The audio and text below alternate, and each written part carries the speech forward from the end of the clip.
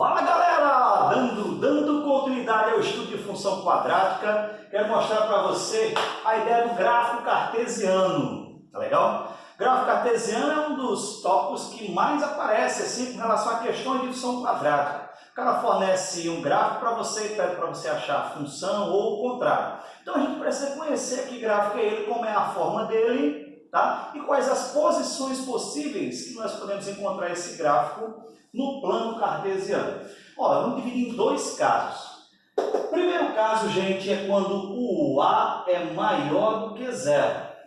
Você lembra quando a gente definiu a função quadrática, eu pedi para que o A fosse diferente de zero?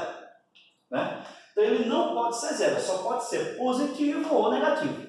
Tá bom? Uma dessas duas opções. Então, caso A seja maior do que zero, como vai ser a forma da função quadrática? Independente dos dois casos, nós temos a forma da função quadrática como sendo uma parábola, certo? É uma curva aberta que, para ser uma função, ela só pode estar voltada para cima ou para baixo.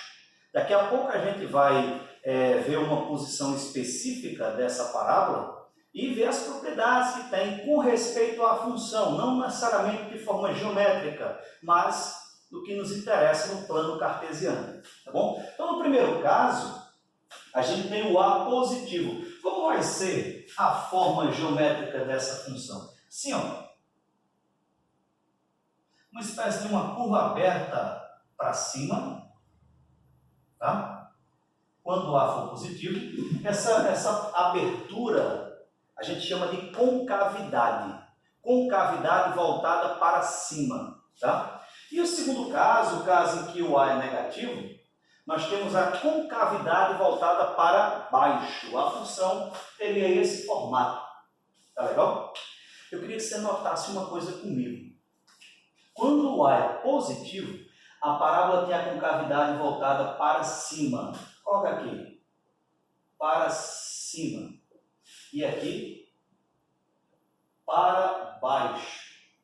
Tá? Quando ela tiver a concavidade voltada para cima, ela vai ter um pontinho específico aqui em que ela vai deixar de decrescer para crescer. Ela vai atingir um ponto que a gente chama de mínimo. Esse é um ponto que tem a menor altura possível, certo? A mesma coisa acontece quando ela tem a concavidade voltada para baixo. A gente também tem esse ponto especial. Só que nesse caso ela deixa de crescer para decrescer, atingindo um ponto máximo. Aqui nós temos um ponto mínimo e aqui nós temos um ponto máximo. Se a parábola atinge um ponto mínimo ou um ponto máximo, isso tem a ver, sabe com quem?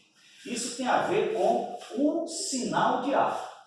Se o A for positivo, nós teremos um valor mínimo atingido. Se o A for negativo, nós teremos um valor máximo atingido. Esse pontinho ele recebe um nome, ele é chamado de vértice da parábola. Tá? Então esse pontinho aqui, ó, recebe o nome de vértice da parábola, tá legal?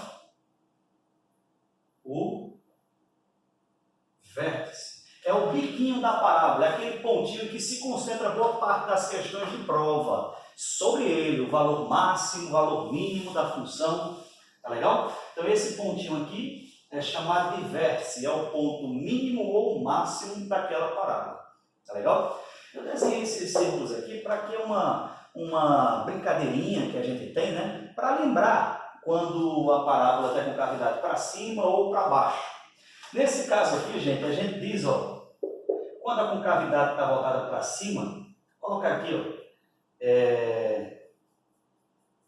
não tire onda do desenho, tá? Mas repara, quando o A é maior que zero, ela está sorrindo. Quando o A é menor que zero, ela está triste. O sinal de maior e de menor funciona como se fosse o nariz do bonequinho, né? Então ficou engraçado. Quando o A é maior que zero, parábola voltada para cima, A menor que zero, para baixo. Então, maior que zero, feliz, menor que zero, triste. Tá bom? Bem, essa é a apresentação inicial da figura, né? Quando ela tem a concavidade para cima ou para baixo, eu queria chamar a atenção para umas características especiais.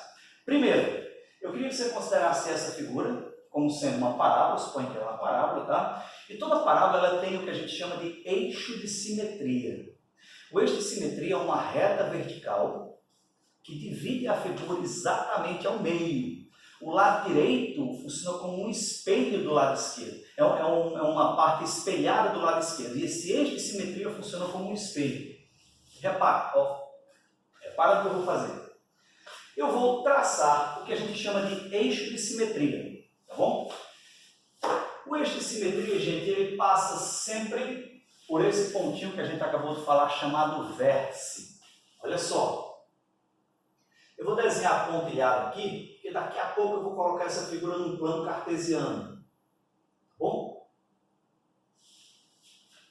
E esse aqui é o que nós chamamos de eixo de simetria. Eixo de simetria. Tá legal? E o eixo de simetria, ele divide a parábola exatamente ao meio. O que significa isso? Significa dizer que se você tomar dois pontos que estão à mesma altura, por exemplo, aqui um ponto A e um ponto B que estão à mesma altura, na mesma horizontal, eles vão estar à mesma distância do eixo de simetria. Tá legal? Lembra-se que esse pontinho aqui é o nosso vértice, tá bom? Esse pontinho é o nosso vértice. Para dar emoção, gente, para dar emoção a essa figura, eu vou colocar ela num plano cartesiano, que é o nosso objetivo principal, tá bom? Então, eu vou colocar isso aqui, ó, num plano cartesiano. Esse meu plano cartesiano é aleatório, tá bom? Diz que nada na vida é aleatório, né? Tem um sentido. Mas aqui eu estou colocando uma posição qualquer, certo? O eixo Y e o eixo X. Eu vou colocar aqui, ó. Só não vou colocar em cima do segmento AB. Vou colocar aqui. O eixo X. Bom? Você lembra do conceito de raiz de função? A gente viu na parte 1 do estudo de função quadrática que para encontrar a raiz basta pegar a expressão da função igual a zero. Não é verdade? Encontrando as raízes lá, x1 e x2 menos b mais ou menos raiz de delta sobre 2a, certo? No nosso caso aqui, graficamente, a gente pode dizer que uma raiz é um valor de x que é capaz de anular a função. É um valor de x em que o gráfico corta o eixo x. É esse pontinho aqui, por exemplo, que eu diria que seria a minha raiz x1. E esse pontinho aqui, que eu diria que seria a minha raiz x2. Tá bom? x1 e x2. Um x1 seria aquele menos b menos raiz de delta sobre 2a e o outro com mais. Tá bom? Então, x1 e x2. O vértice, que é esse pontinho aqui, ó, ele tem um x e tem um y. Primeiro vamos falar do x dele. Esse x eu vou também nomear, né, dizer de onde ele é, tá bom? Digamos, indexar. Eu vou chamar esse x de xv, para a gente lembrar que é o x do vértice, tá bom? Olha, do mesmo jeito que eu falei do segmento AB, que estava à mesma distância, as raízes também estão à mesma distância desse x do vértice. Tá legal? As raízes estão à mesma distância. Isso significa já dizer para mim, sabe o quê? Que esse x do vértice, ele pode ser enxergado como sendo a média aritmética das raízes. Olha aí, ó, que notícia boa! Quer dizer que se eu conheço as raízes, eu já posso encontrar o x do vértice direto, basta fazer a média aritmética. Soma e divide por 2. Fácil, né? E eu posso ir mais além. Mais além. A gente viu agora há pouco, na primeira parte do curso, que a soma das raízes era menos b sobre a. Lembra disso? Olha só. Se eu escrever o x do vértice como sendo, no lugar da soma, eu vou pôr aqui, ó, menos b sobre a. Dividido por 2. Tá? Isso é a divisão de fração. Você repete a primeira, multiplica pelo inverso da segunda. Você vai concluir comigo aqui, ó, que o x do vértice pode ser escrito como menos b sobre 2a. Essa vai ser a nossa expressão oficial para o cálculo do x do vértice, tá bom? X do vértice igual a menos b sobre 2a. Esse ponto, esse vértice, ele não só tem o x, ele tem o y também. Esse y está aqui, ó. Que nesse caso, quando o problema perguntar para você qual o valor mínimo da função, nesse caso mínimo porque o a é positivo, qual o valor mínimo da função, você vai calcular o y do vértice. Quem é o y do vértice, professor? O y do vértice é a imagem do x do vértice, somente. Quer dizer que se você vir aqui, ó, e no lugar de x colocar x do vértice, o resultado é o y do vértice. Se eu, por exemplo, pegasse no lugar desse x aqui e desse aqui, colocasse essa expressão, menos b sobre 2a, eu iria encontrar uma fórmula para o y do vértice. Poupando a gente dessas continhas, tá? Eu já posso escrever para você que expressão a gente encontraria. Quem lembra? Y do vértice vai ser dado por menos delta sobre 4a. Olha aqui, ó. Boa parte dos problemas de função quadrática se concentram nesses dois cálculos, x do vértice e y do vértice. Perguntando valor máximo de temperatura, valor máximo de lucro, valor mínimo de custo, sabe? Coisas desse tipo. Então, grava aí, ó, x do vértice e y do vértice. Daqui a pouquinho eu volto com uma surpresa para vocês. Espera aí.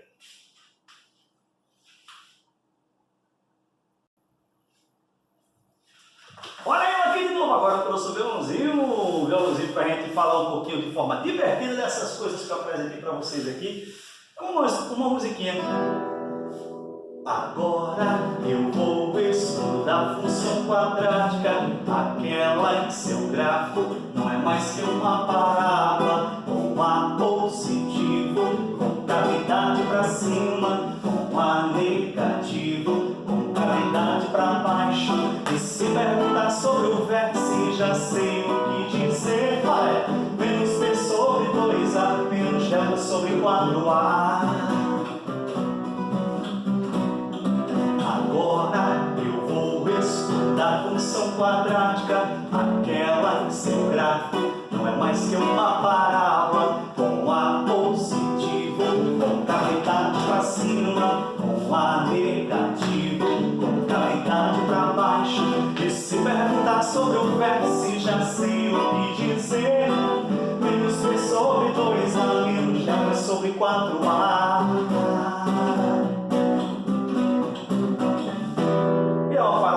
Simples, eu acho que é de patati e patatá, né? Para a gente lembrar um pouquinho dessas informações de quando a parábola está com cavidade para cima, para baixo. Qual a expressão do x do vértice? Menos b sobre 2a, menos delta sobre 4a. A música ela tem o poder de penetrar na mente da gente e guardar informações, de modo que quando a gente vai buscar é como se estivesse no atalho já, sabe? Bem mais rápido do que se a gente tivesse a informação só escrita ou falada. Espero que vocês tenham gostado e vamos continuar o nosso curso. Daqui a pouquinho a gente volta. Valeu!